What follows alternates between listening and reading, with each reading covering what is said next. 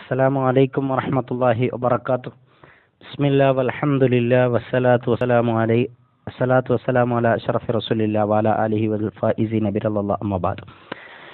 നമ്മൾ മഹത്തായ സമസ്തയുടെ 6ാം വാർഷിക സമ്മേളനത്തിൽ എടുത്ത പ്രമേയങ്ങളാണ്, പാസാക്കിയ പ്രമേയങ്ങളാണ് ഞാൻ ചർച്ച ചെയ്യപ്പെടുന്നത്.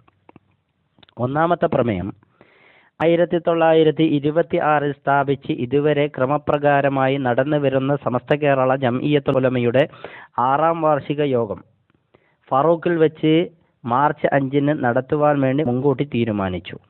അങ്ങനെ ഫെബ്രുവരി 20-ന് നോട്ടീസ് പ്രസിദ്ധീകരിക്കുകയും അതിനെ വികാരം സൃഷ്ടിക്കാനും അലങ്കോലപ്പെടുത്താൻ വേണ്ടിയും അതിനെതിരെ വക്കീൽ നോട്ടീസ് അയച്ചതായ എൻ മൗലവിയും കൂട്ടരും നടത്തിയതായ ആ കൊടുംചതിക്കെതിരെ യോഗം പ്രതിഷേധിച്ചു. പിന്നെ രണ്ടാമത്തെ പ്രമേയം മൗലാന അബ്ദുൽ ബാരി മുസ്ലിയാർ അവതാരികനും പി കെ മുഹമ്മദ് മൗലവി അനുവാദകനുമായിട്ടാണ് രണ്ടാം പ്രമേയം. സമസ്തക്കെതിരെ കള്ള നോട്ടീസ് ഇറക്കുന്നവർക്കെതിരെ ജനങ്ങളെ ബോധവൽക്കരിക്കാനായിരുന്നു ഈ യോഗമുണ്ടായിരുന്നത്.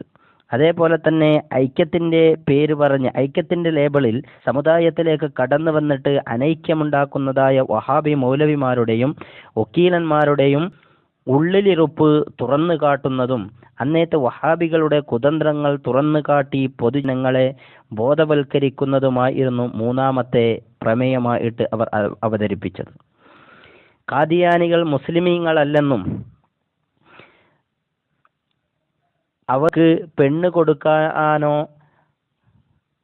പെണ്ണ് കൊടുക്കുവാനോ മുസ്ലിമീങ്ങളുടെ ശ്മശാനത്ത് അവരെ മയ്യത്ത് മറവ് ചെയ്യുവാനോ മുസ്ലിം പള്ളികളിൽ അവരെ ചെയ്യാൻ പാടില്ലെന്നും സമസ്ത കേരള ജംഇയ്യത്തുൽ ഉലമയുടെ ഈ യോഗം തീരുമാനിച്ചു. അതാതു ദേശത്തെ കാസിമാർ എന്ന് പറഞ്ഞാൽ ആ മഹല്ലിലുള്ളതായ ഖാലിമാർ എന്താക്കണം, ഈ തീരുമാനം മഹല്ലുകളിലുള്ളതായ പൊതുജനങ്ങളിലേക്ക് എത്തിക്കണം എന്നുള്ളതായിരുന്നു മഹത്തായ സമസ്ത കേരള ജംഇയ്യത്തുൽ ഉലമയുടെ മഹത്തായ ഒരു തീരുമാനം. ഇപ്പൊ ഖാദിയാനികൾ കാഫിറാണ് അവരുടെ വിശ്വാസപ്രകാരം അവർ മുസ്ലിമീങ്ങളെ അടക്കുന്ന ഖബർ അടക്കുന്ന സ്ഥലത്ത് ഖബർ അടക്കം ചെയ്യരുത് എന്നുള്ളതായ 4ാമത്തെ പ്രമേയമായിട്ട് അവതരിപ്പിക്കുകയാണ്. കണ്ണൂരിലെ പാലോട്ട് മൂസക്കുട്ടി ഹാജിയും പിന്താങ്ങിയത് പാങ്ങിൽ അഹമ്മദ് കുട്ടി മുസ്ലിയാരുമായിരുന്നു.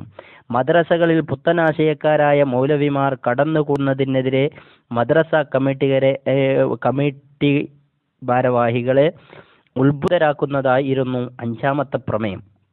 കാരണം വിദഅത്തുകാർ കടന്നു വരുന്നു, അവർ വിദഅത്തുകാർ കടന്നു വന്നിട്ട് അവര് ജനങ്ങളെ വഴിപേപ്പിക്കും, പാവപ്പെട്ട മക്കളുടെ മനസ്സുകളിലേക്ക് ബിദ്അത്തിന്റെ ബീജം എത്തിക്കുമെന്ന് ഭയപ്പെട്ടിട്ട് അവർക്കെതിരെ കമ്മിറ്റി ഭാരവാഹികളെ ഉത്ബുദ്ധരാക്കാനായിരുന്നു 5ാമത്തെ പ്രമേയം.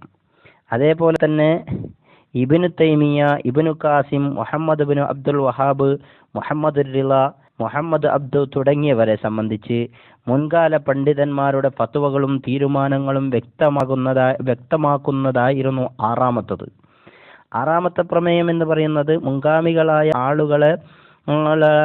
പണ്ഡിതന്മാർ അവരെടുത്തതായ തീരുമാനത്തെ വ്യക്തമാക്കുന്നതായിരുന്നു 6ാമത്തെ പ്രമേയം. ആ മഹത്തായ പ്രമേയം അതേപോലെ തന്നെ വെല്ലൂർ ലത്തീഫിയ കോളേജിലെ സദർ മുദരിസ ഇരുന്ന അഹമ്മദ് കുട്ടി മുസ്ലിയാർ പിന്താങ്ങിയ പള്ളിപ്പുറം KM അബ്ദുൽ ഖാദർ ഫൽഫരിയായിരുന്നു സമസ്തയുടെ പ്രവർത്തനങ്ങൾക്ക് താങ്ങും തണലുമായിരുന്ന മണ്ണാർക്കാട് മൊയ്തുട്ടി സാഹിബിന്റെ നിര്യാണത്തിൽ അനുശോചന രേഖപ്പെടുത്തിയായിരുന്നു 7ാമത്തെ പ്രമേയം. 7ാമത്തെ പ്രമേയം എന്ന് പറയുന്നത് അന്ന് സമസ്തയുടെ താങ്ങും തണലുമായി ഉമറാക്കളിൽപ്പെട്ട ഒരാളായിരുന്നു മൊയ്തുട്ടി സാഹിബ്. അദ്ദേഹത്തിന്റെ നിര്യാണത്തിൽ അദ്ദേഹത്തിന്റെ വിയോഗത്തിൽ അനുശോചനം രേഖപ്പെടുത്തിയായിരുന്നു 7ാമത്തെ പ്രമേയം പാസാക്കിയത്. 1933 ഫാറൂഖ് സമ്മേളനത്തിൽ അംഗീകരിച്ച ചരിത്ര പ്രസിദ്ധമായ 8ാമത്തെ പ്രമേയം, അതിന്റെ അവതാരികൻ മഹത്തായ സമ്മേളനത്തിന്റെ അധ്യക്ഷനായിരുന്ന മൗലാന ശിഹാബുദ്ദീൻ അഹമ്മദ് കോയ സാലിയാതി നവ്വറല്ലാഹു മർഖദയായിരുന്നു. മഹാനവരുകളായിരുന്നു ഈ മഹത്തായ പ്രമേയത്തിന്റെ അവതാരികൻ.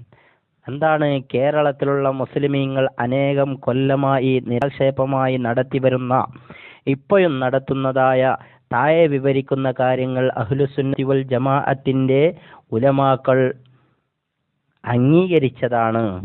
മാത്രമല്ല അത് ശിർക്കോ കുഫറോ അല്ല. അതിനെ ശിർക്കായും കുഫറായിട്ടും എണ്ണപ്പെടുന്നവർ സുന്നികളൊന്നുമല്ല.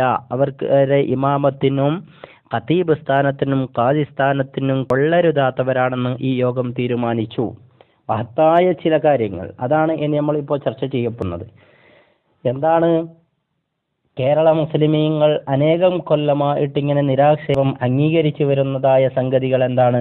അതിൽ ഒന്ന്, മരിച്ചുപോയ അംബിയ, ഔലിയ, സ്വാലിഹീങ്ങൾ ഇവരുടെ ദാത്തുകളും ജാഹ്, ഹക്ക്, ബറക്കത്ത് ഇത്യാദി കൊണ്ട് തവസ്സുൽ ചെയ്യുന്നത്, അവരെ നേരിട്ട് വിളിക്കലും അവരെ വിളിച്ച സഹായം അപേക്ഷിക്കലും ഇതൊന്നും എന്തല്ല, ശിർക്കല്ല.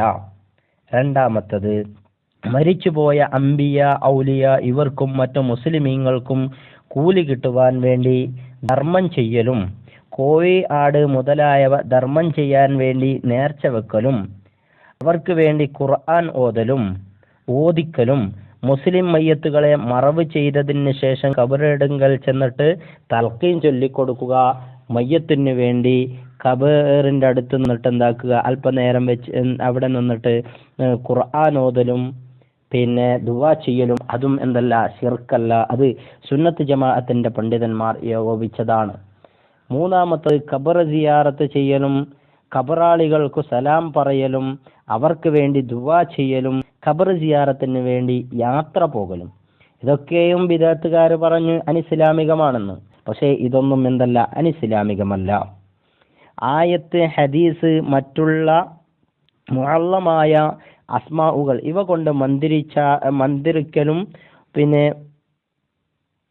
ഉറുക്ക് എഴുതി കൊടുക്കലും പിഞ്ഞാണം എഴുതി കൊടുക്കലും വെള്ളം, നൂല് മുതലായവ മന്ത്രിച്ചു കൊടുക്കലും ബുർദ ഓതി മന്ത്രിക്കലും ഇതൊക്കെ സുന്നത്ത് ജമാഅത്തിന്റെ ആശയങ്ങളാണ്.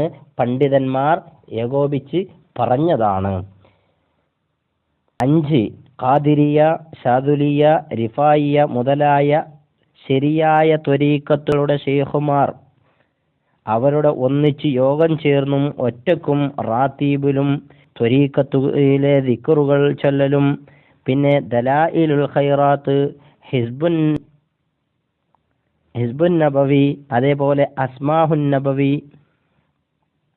അസ്മാഹുൽ ബദരി, അസ്മാഹുൽ ഹുസ്ന ഇതൊക്കെ ചെല്ലല്, ദിക്ർ ഹൽക്ക സംഘടിപ്പിക്കല് ഇവയൊക്കെ പരിശുദ്ധമായ സുന്നത്ത് ജമാഅത്തിന്റെ ആശയങ്ങളാണ്.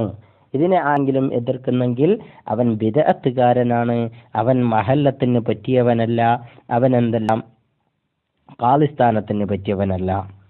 6, മങ്കൂസ് മൗലിദ് മുതലായ മൗലിദുകൾ, ബദരിയത്ത് ബൈത്ത്, ബദരീങ്ങളെ ബദർ മാല, മൊഹിദ്ദി മാല, റിഫായി മാല മുതലായവ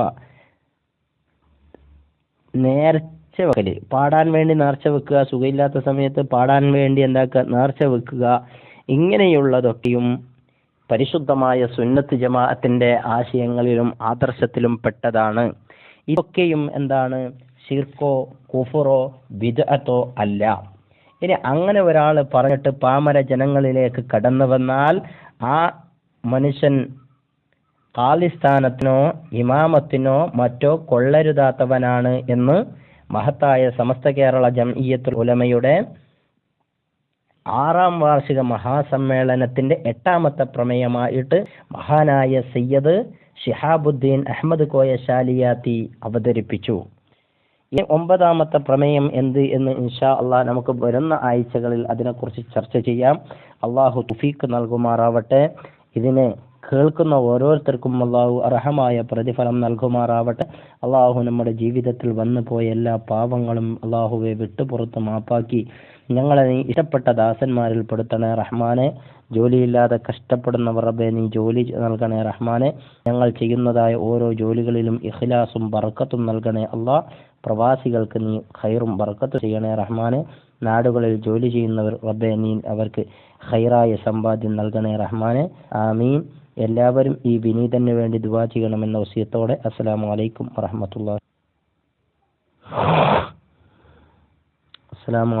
വറഹ്മത്തുള്ളാഹി വബറകാതുഹു.